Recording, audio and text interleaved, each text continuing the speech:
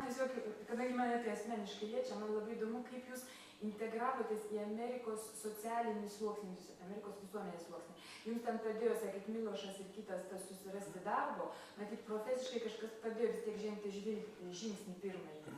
Bet socialinė aplinka, ar jūs likot to emigrantų aplinkoje, lietuvių, rusų tam ratelį, ar jūs visiškai integravotės į Amerikos visuomenę, kadangi galbūt neskirtinga negu Prancūzijos visuomenė? Kaip jums tai pavyko ir kaip jūs tai visą jaučiat? Gerai, atsakysiu į tą klausimą mielai.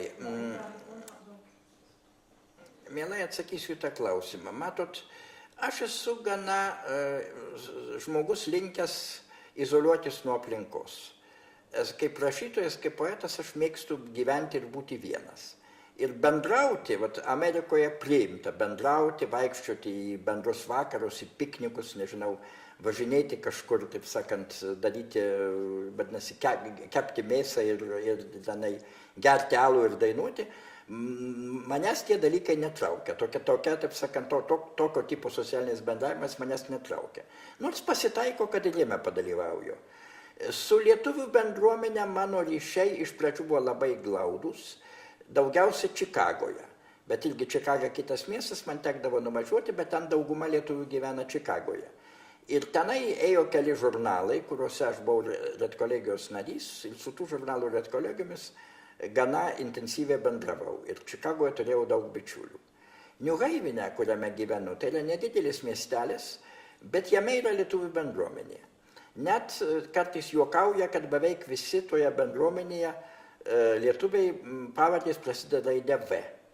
Valiukas, Vaišnys, Vėbra, Venclova ir dar ten keletas. Tai vis daugiau inteligentai, žmonės susiję su Jeilu, vienaip ar kitaip. Ponia Valiukienė dirba bibliotekoje, Ilona Vaišnienė yra lietuvių bendruomenės viena iš vadovių, o jos vyras Rimas Vaišnys yra Jeilo profesorius. Yra du lietuviai Jeilo profesoriai, Vaišnys ir aš. Taip pat, sakysime, ponas Vėbra, senas lietuvių migracijos veikėjas, jau nebėra gyvo.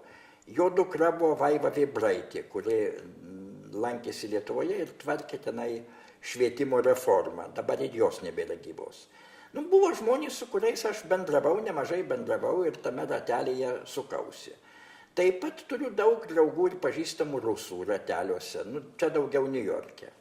Niujorke yra, taip sakant, rusų socialinis gyvenimas sukasi daugiausia apie vadinamą restoraną Rusų Samavoras, kuris yra 57 gatvėje, gana brangus ir prestižinis restoranas, kur renkasi rusų visuomenės emigracinės grietinėlė. Ne tik rusų, ten ir amerikiečiai užeina, irgi daugiau iš tokios inteligentiškos, intelektualios grietinėlės. Su tuo restoranu, taip sakant, turime daug bendro.